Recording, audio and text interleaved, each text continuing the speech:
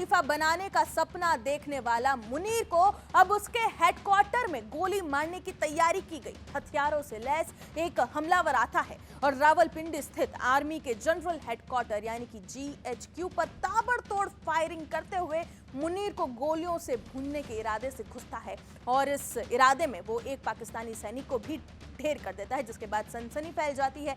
यह इस वक्त का बड़ा दावा और रिपोर्ट सामने आई है। तो आखिर कैसे हुआ ये इतना बड़ा हमला? रावलपिंडी में हुई इस गोलीबारी ने कैसे इस्लामाबाद से लेकर लाहौर तक के हुक्मरानों की नींद उड़ा दी है, आइए आपको बताते हैं इस पूरी रिपोर्ट में।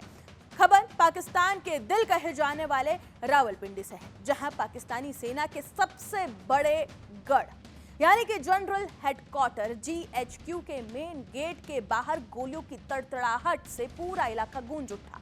मंगलवार सुबह के व्यस्त समय में जब हर तरफ हलचल थी, तभी भारी हथियारों से लैस एक हमलावर अचानक एंट्री चेक पॉइंट पर पहुंच गया। बिना किसी चेतावनी के उसने ताबड़तोड़ फायरिंग करना शुरू कर दी।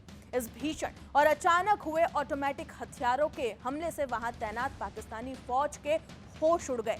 जवाबी कार्रवाई में पाकिस्तानी आर्मी का एक जवान ड्यूटी पर ही ढेर हो गया, जबकि 2 अन्य सुरक्षा कर्मी गंभीर रूप से घायल बताए जा रहे हैं, जिन्हें तुरंत मिलिट्री हॉस्पिटल में पहुंचाया गया। लेकिन सबसे बड़ा और डरावना सच ये है कि रिपोर्ट्स और मौके से मिले सबूतों के मुताबिक ये कोई आम हमला नहीं था।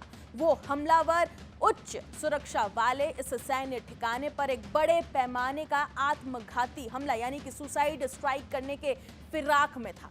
उसके पास छिपाए हुए विस्फोटक पदार्थ थे, जिनका मकसद अंदर घुसकर तबाही मचाना था। हालांकि मुस्तैद सुरक्षा बलों ने हमलावर को मौके पर ही ढेर कर दिया। ये दावा सामने आया, जिससे वो जीएचक्यू कॉम्प्लेक्स के अंदर अपने नापाक मंसूबों में पूरी तरह से कामयाब नहीं हो सका, ये दावा किया जा रहा है।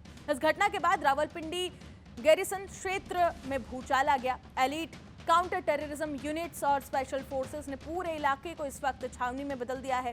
घर घर तलाशी अभियान जारी है और सड़कों पर पहरा बैठा दिया गया है। फॉरेंसिक टीमें और खुफिया एजेंसी इस बात की गहराई से जांच कर रही है कि आखिर इस सुरक्षा चक्र को भेद कर वो हमलावर वहां तक पहुंचा कैसे। क्या ये किसी बड़े संगठन की साजिश थी या फिर पाकिस्तान के भीतर ही सुलग रही आग का नतीजा? एक बात तो इस घटना से बिल्कुल साफ है कि जिस देश की फौज दूसरों के घरों में आग लगाती थी, आज उसी फौज का सबसे सुरक्षित किला यानी कि जीएचक्यू खुद गोलियों के साए में है। इस्लामाबाद से लेकर रावलपिंडी तक इस हमले के बाद हड़कंप मचा हुआ है और मुनीर की फौज के माथे पर चिंता की साफ लकीरें खिंच चुकी है। फिलहाल इस रिपोर्ट में इतना ही। बाकी तमाम खबरों के लिए बने रहे जी न्यूज़ के साथ।